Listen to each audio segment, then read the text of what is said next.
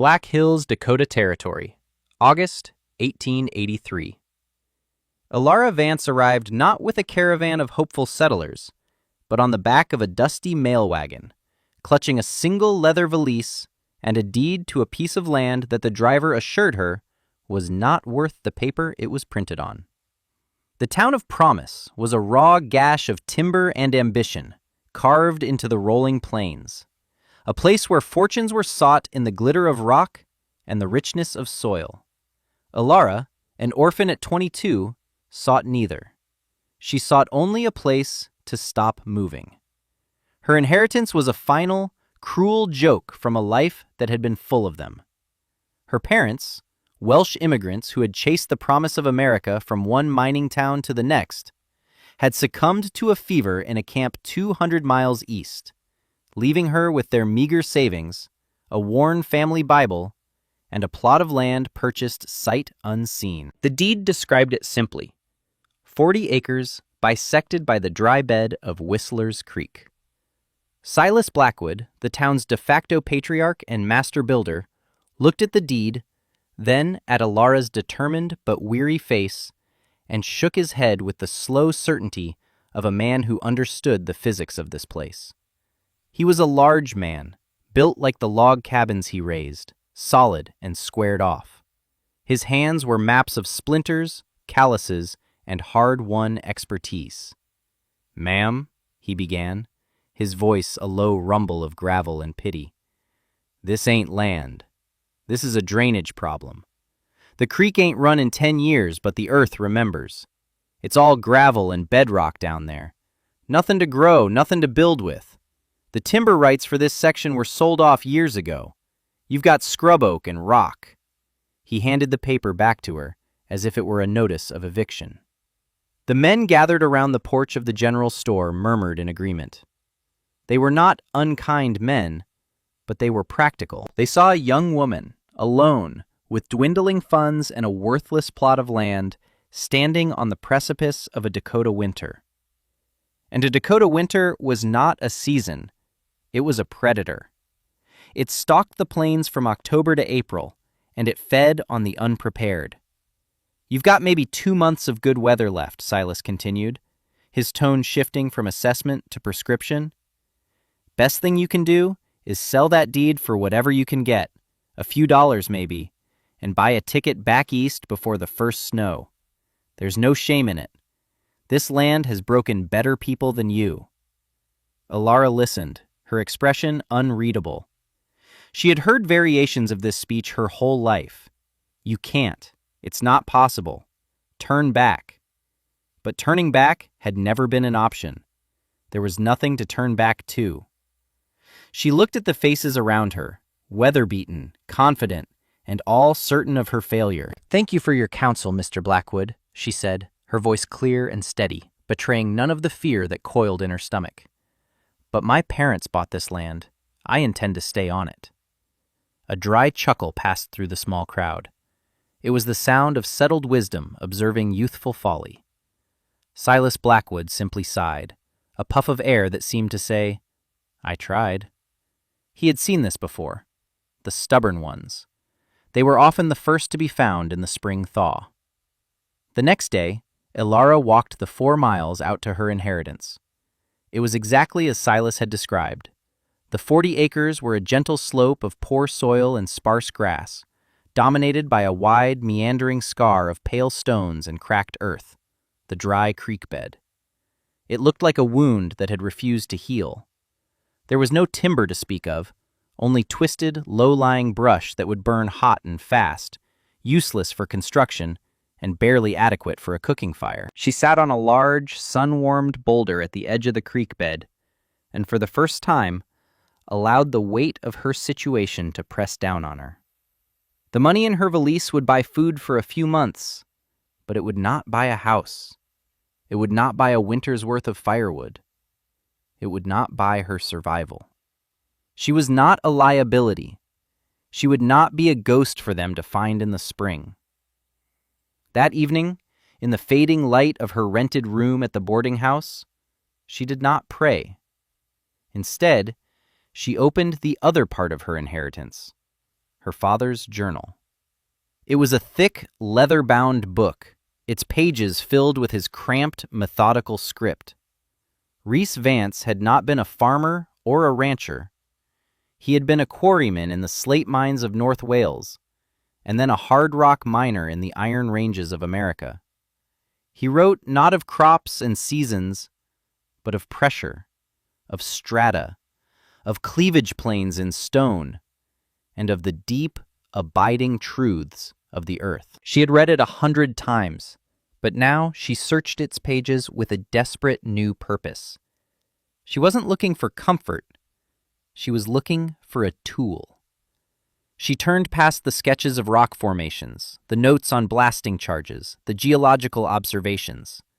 She was looking for something he had talked about often, a principle he had revered.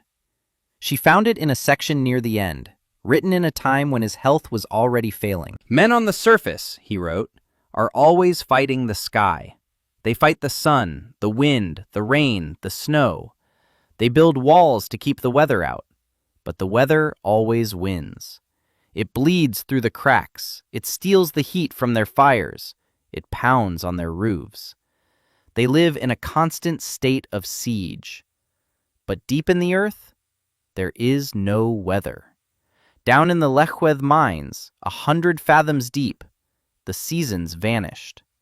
The rock held a single, steady temperature, cool in the blistering summer, warm in the grip of winter.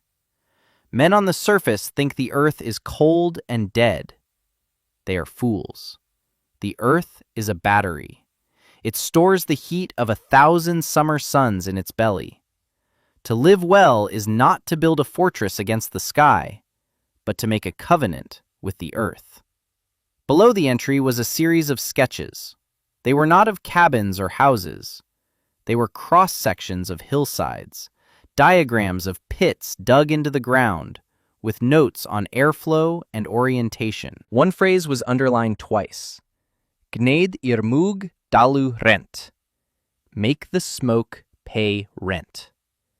A new idea, terrifying and exhilarating, began to form in her mind. It was an idea born of Welsh mining knowledge and Dakota desperation.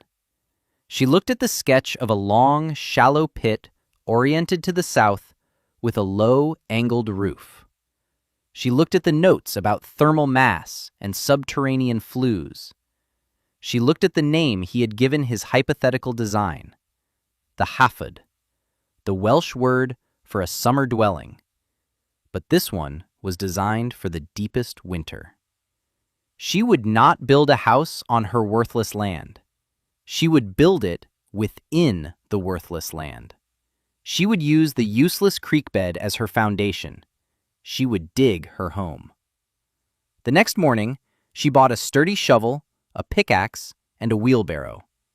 When Silas Blackwood saw her loading them into a rented cart, he walked over, his face a mask of weary exasperation. "Miss Vance," he said, his voice low, "I am telling you as a friend. Do not do this. A dugout is a miserable existence, damp and dark. And in a creek bed? The first spring melt will fill it like a bucket. You'll drown in your own home." "It won't be a dugout, Mr. Blackwood," Alara replied, securing a rope over the tools. "And it won't be in the path of the water." "Then what is it?" he demanded, his patience finally cracking. "What madness are you planning?" Alara paused and met his gaze. She gave him a piece of her father's wisdom, a cryptic offering he could not possibly understand. "A sink can also be a source," she said. Then she clicked the reins and guided the cart away, leaving him standing in the dust, confusion warring with pity on his face. The work was brutal. The sun of late August beat down on her as she broke the packed earth of the creek bed. The townspeople, when they rode past on their way to more promising endeavors, would sometimes stop and watch the lone woman toiling in the rock-strewn ditch. The whispers started in the saloon and the church pews. Madness. Sheer folly. That poor Vance girl is digging her own grave. The name stuck. Her project became known as Ilara's grave. She ignored them. Her father's journal was her blueprint, her catechism. She was not just digging a hole, she was sculpting the earth according to a set of principles alien to the log and plank world of promise. First, she excavated a rectangular pit, 25 feet long and 15 feet wide, in the center of the widest part of the creek bed. She did not dig straight down, but carved the northern wall to be vertical, while the southern edge was a gentle, terraced slope. The pit itself was 10 feet deep at its northern wall. This was the main living space. Every day was a battle against rock and exhaustion. Her hands, soft from a life of domestic work, became blistered, then raw, then calloused into thick, leathery pads. Her back ached with a fire that never fully extinguished. But with every swing of the pickaxe, with every shovelful of earth she hauled away, she felt not despair, but a growing sense of purpose. She was not a victim waiting for winter. She was an engineer preparing for its arrival.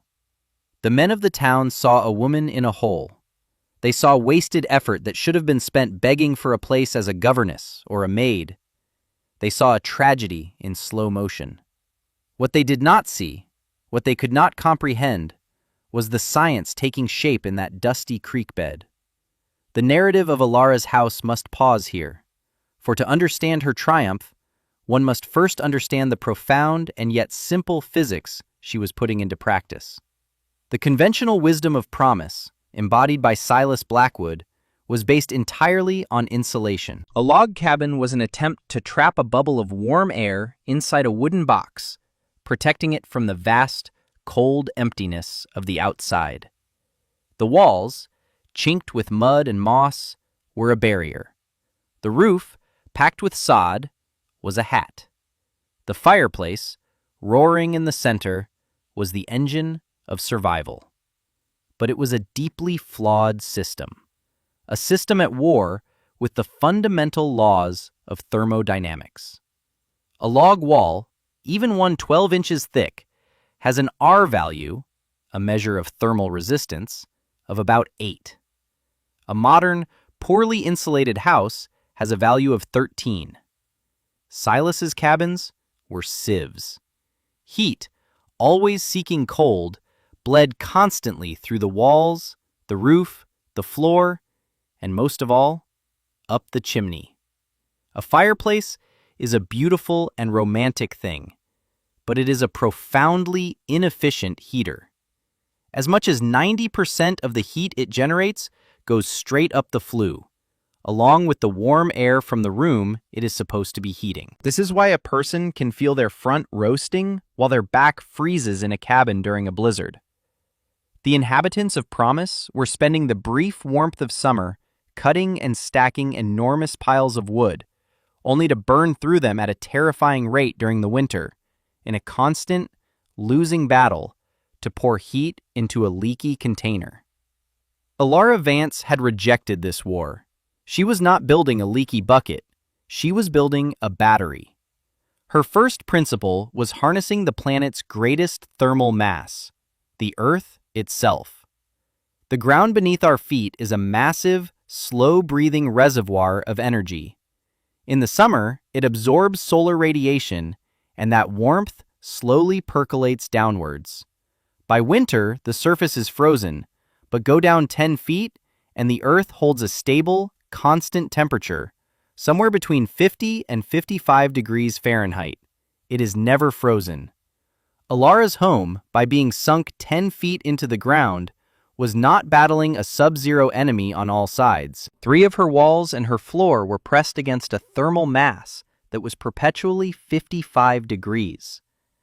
The battle for warmth was already 3/4 won before she ever struck a match. The Earth was not something to be kept out. It was her primary wall, her insulation, and her heat source. Her second principle was passive solar gain. The southern slope of her pit was not an accident.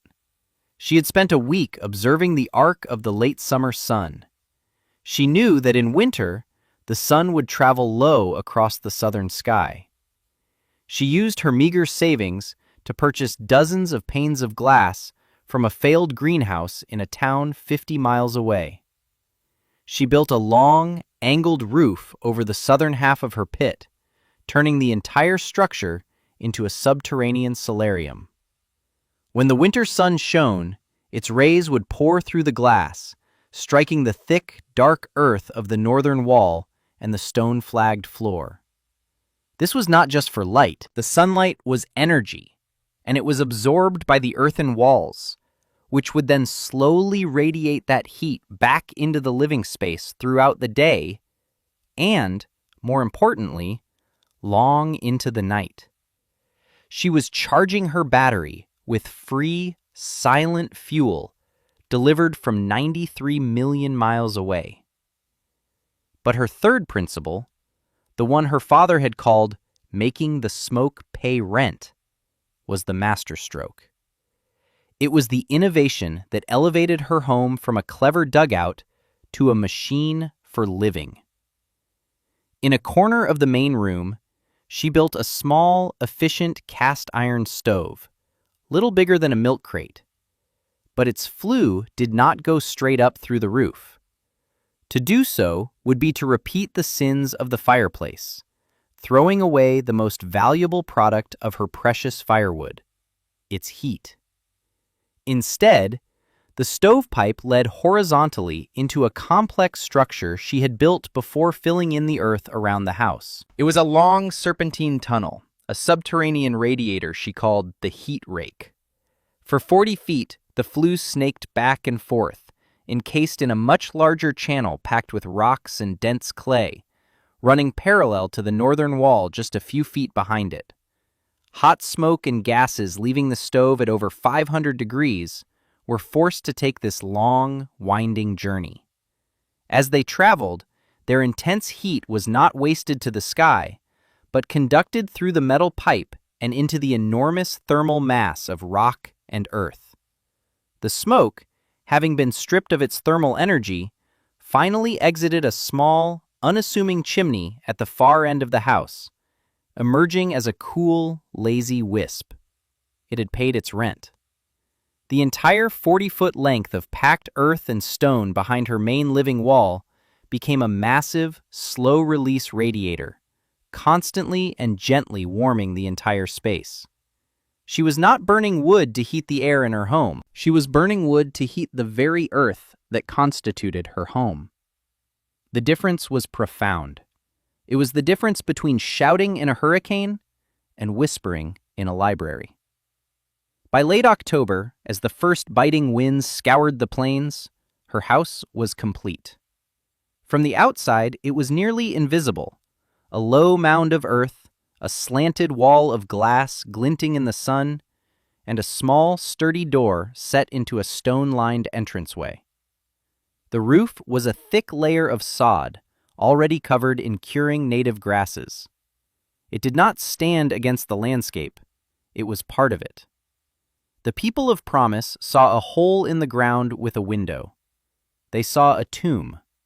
Ilara saw a harbor, and she knew the storm was coming. The first few winters were tests. They were hard, but not historically so. Her design performed as the journal had predicted. While her neighbors burned through cords of wood, their cabins creaking and groaning under loads of snow, Ilara lived in quiet, steady comfort. Her small woodpile seemed to barely shrink. The air inside was a stable 65 degrees day and night. The glassed-in southern slope became a small, thriving winter garden, providing her with fresh greens when the rest of the town was living on salt pork and preserves. She had created a tiny, self-regulating ecosystem.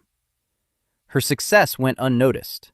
It was quiet, hidden beneath the earth. The town still saw her as the strange woman in the creek bed, an eccentric to be pitied, not emulated.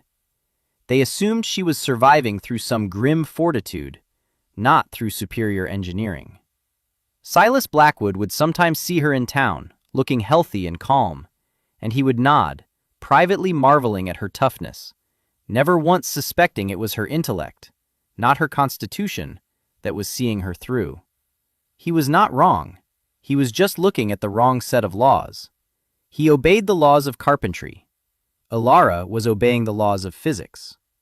Then came January of 1888. History would remember it as the school children's blizzard.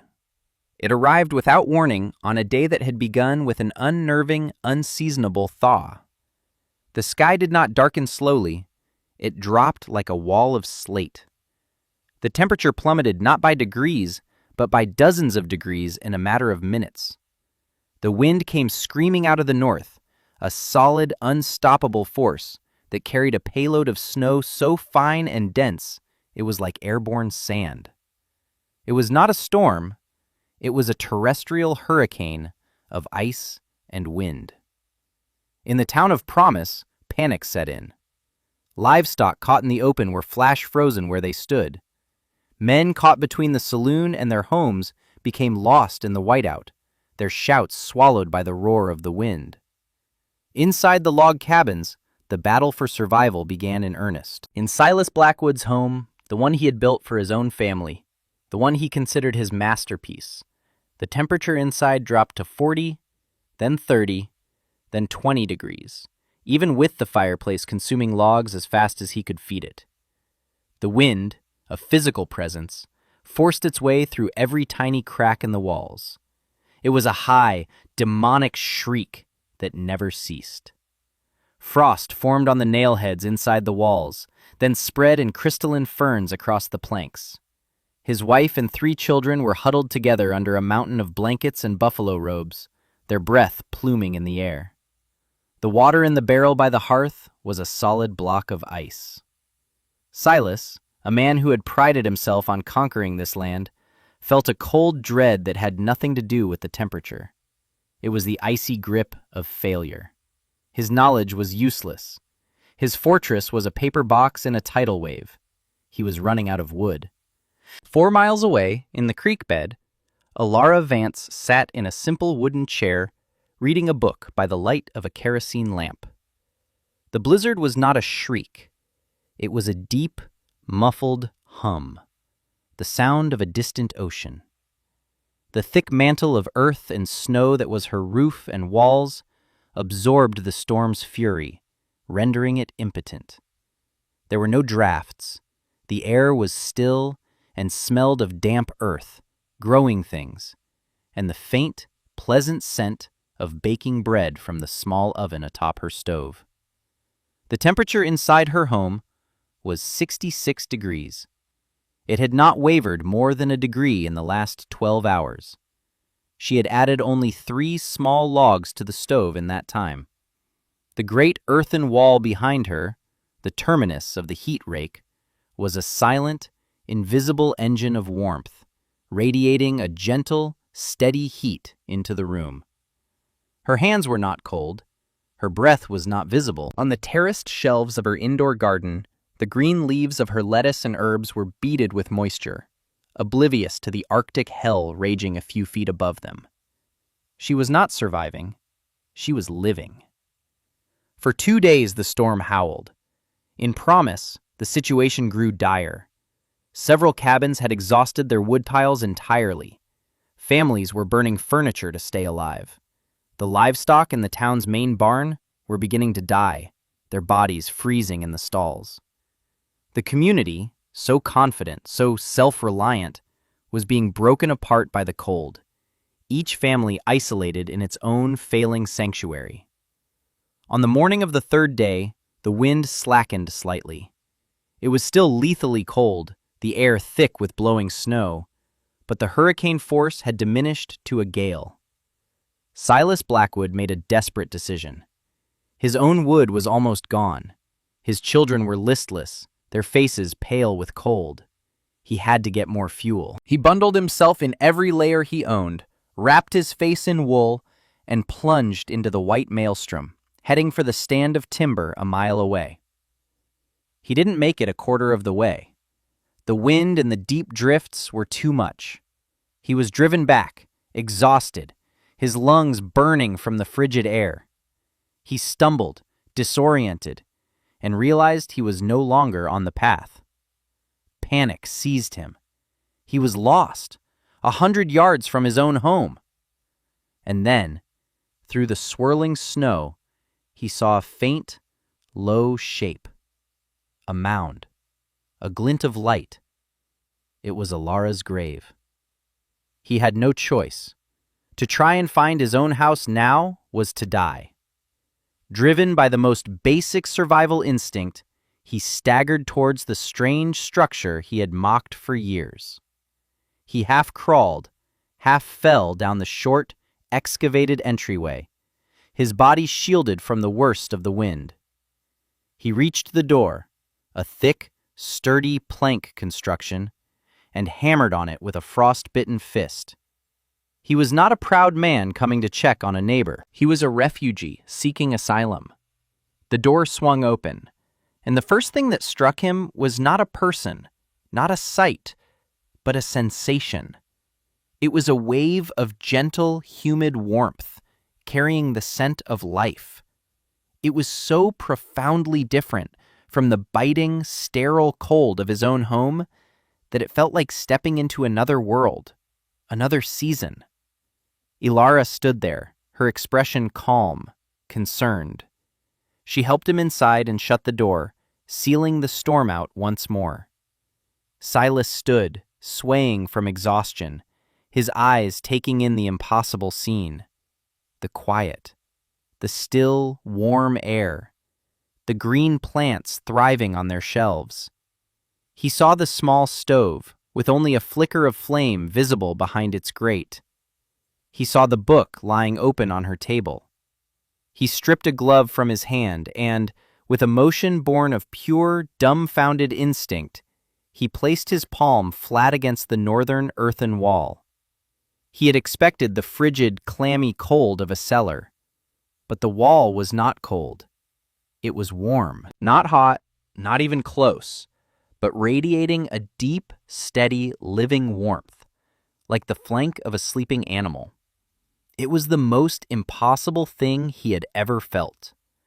All his knowledge, all his experience with wood and nail and saw told him that this should be a frozen tomb. But the evidence of his own senses, the feeling of warmth seeping into his frozen hand, was undeniable. He looked at Alara, his face a ruin of ice, shame, and awe. The builder of a dozen failed fortresses stood before the architect of a single, perfect harbor. His expertise was a pile of frozen sawdust. Her folly was a sanctuary. Only one word came to his lips, a question that was also a surrender. How? Alara did not gloat. There was no triumph in her eyes, only a quiet, profound empathy. She saw not the skeptic who had mocked her, but a man at the end of his rope, a father terrified for his family. She sat him down, gave him a mug of hot tea, and began to explain. She spoke not of his failure, but of her father's principles.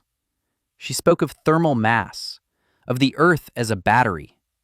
She took him to the wall and had him feel the gentle heat. She explained the path of the sun, the angle of the glass, and the slow charging of the earthen bank. Then she showed him the heart of her system. She opened a small, concealed iron plate in the floor near the back wall. The cleanout for the heat rake, she explained. She lit a small torch of twisted paper and held it near the opening. Instead of the flame being pushed away by a draft, it was gently but inexorably pulled inward toward the serpentine flue. She was demonstrating the powerful, steady draw that pulled the smoke through its long, subterranean journey. She spoke of making the smoke pay rent. Silas Blackwood listened, and for the first time in his life, he felt the foundations of his own knowledge crumble away to nothing. He had spent his life building shields. Alara had spent hers building a relationship. He had fought the winter. She had simply sidestepped it, borrowing the earth's own deep strength to nullify its power. He was an infantryman charging a fortress. She was the diplomat who had already made peace with the king. When the storm finally broke, Silas did not go home. He went into town and returned with 3 other men, the town's leaders. He brought them to Alara's door, and he made them feel the warmth of the wall. He made them witness the quiet, green, impossible sanctuary she had built. The lesson was silent and total. That spring, Silas Blackwood did not sign any contracts to build log cabins. Instead, he came to Alara's home with a notebook and a humble request. "Teach me the principles," he said. He became her first and most ardent student. The following summer, the sound of digging was heard across the territory. They were called Vance cellars, or sometimes creek bed houses. Silas, using his expertise in construction, helped refine the designs, adding structural supports and better drainage systems, but always adhering to Alara's core principles. Families who had once mocked her now sought her guidance. Alara's grave had become the blueprint for survival. Alara Vance lived out her days in the Black Hills. She never grew rich, but she lived a life of profound security and quiet respect. She was no longer the foolish outsider. She was the wise woman of the creek, the one who had listened to the earth instead of shouting at the sky. Her legacy was not written in stone monuments, but in the low, grassy mounds that dotted the landscape, each one a testament to the quiet power of a forgotten idea. It was a legacy of warmth, of resilience, of the simple, irrefutable truth her father had written in his journal years before. Fire is not the gift. Heat is the gift. And the greatest gifts are the ones that are held, not the ones that are spent. This story is a historically inspired reconstruction. The characters are fictional, and their actions are a composite of various historical accounts of innovative building practices on the American frontier.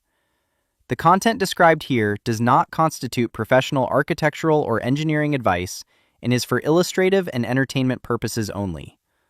Always consult with qualified professionals for any construction or survival-related endeavors. We all inherit our own dry creek beds. A seemingly worthless job, a difficult relationship, a challenge that seems to have no resources attached to it.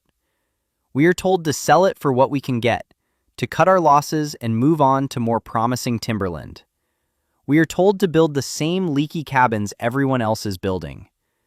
But perhaps the solution isn't to build on top of the problem. Perhaps it is to dig into it, to find the hidden principles and the stored energy that lie just beneath the surface of conventional wisdom. What about you? What forgotten journal is sitting on your shelf? What quiet truth is the earth beneath your feet waiting to tell you?